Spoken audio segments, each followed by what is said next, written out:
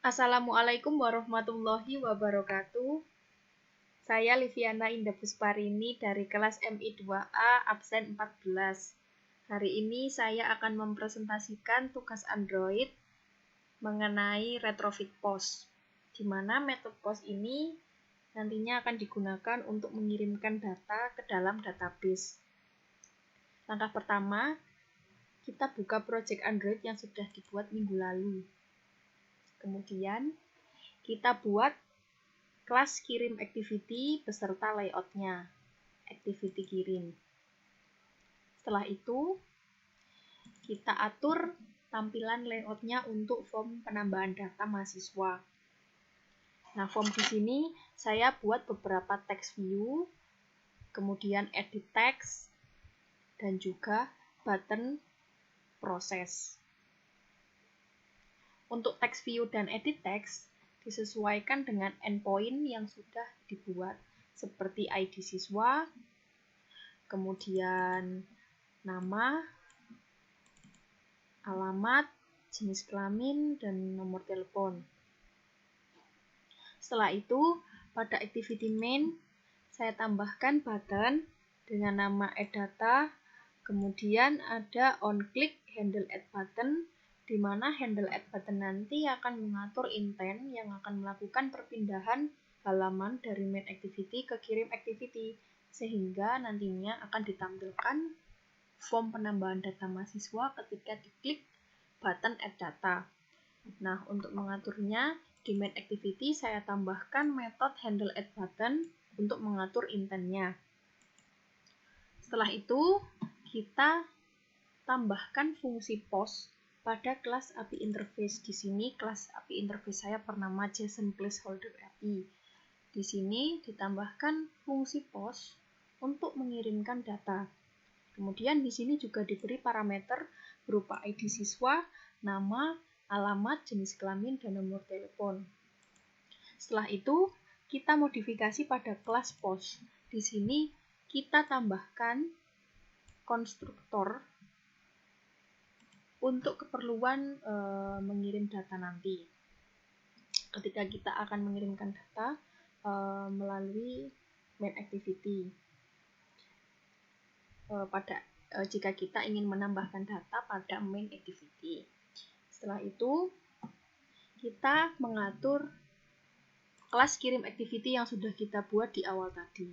Nah, pertama kita tambahkan beberapa variabel. Di sini text view, edit text, ada juga button dengan nama proses. Setelah itu kita sambungkan variabel dengan ID yang ada pada XML tadi. Menggunakan find view by ID, kemudian sesuai dengan ID dari text view dan edit text. Juga ada button tadi. Setelah itu kita tambahkan handler proses. Jadi ketika button prosesnya diklik, dia akan mengarah ke main activity. Di sini juga saya panggil metode kirim data. Jadi kita harus buat dulu metode kirim data. Nah, kita buat metode kirim data ini untuk mengambil semua inputan user yang kemudian dimasukkan ke dalam variabel-variabelnya tadi. Nah, setelah itu, kita inisialisasi retrofit dan API interface untuk mengirimkan variabel-variabelnya. Nah, di sini kita juga masukkan base URL-nya, kemudian API interface-nya, kemudian di sini juga kita masukkan variabel-variabelnya tadi, ada ID siswa, nama, alamat, jenis kelamin, dan nomor telepon. Nah, setelah itu, di sini juga ada metode onResponse dan onFailure, di mana metode onResponse ini untuk komunikasi dengan server REST. Jika komunikasi dapat dilakukan atau berhasil, jika gagal atau tidak dapat melakukan komunikasi dengan server REST, maka dicek melalui metode onFailure.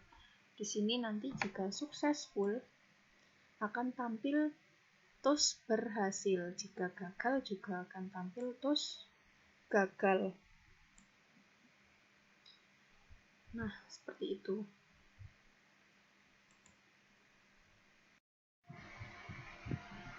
Kemudian saya coba jalankan di handphone saya. Di sini sudah ada button add data, kita coba tambahkan data. Di sini tampil form tambah data mahasiswa, kita masukkan NIM-nya. Nama, alamat, jenis kelamin, dan nomor teleponnya. Kita klik button proses. Nah, berhasil ditambah. Kita coba lihat apakah berhasil ditambahkan atau tidak. Nah, di sini sudah tambah 18317101194 dengan nama Lala, alamat Malang, jenis kelamin perempuan, dan nomor teleponnya. Nah, sekian presentasi saya hari ini. Terima kasih. Wassalamualaikum warahmatullahi wabarakatuh.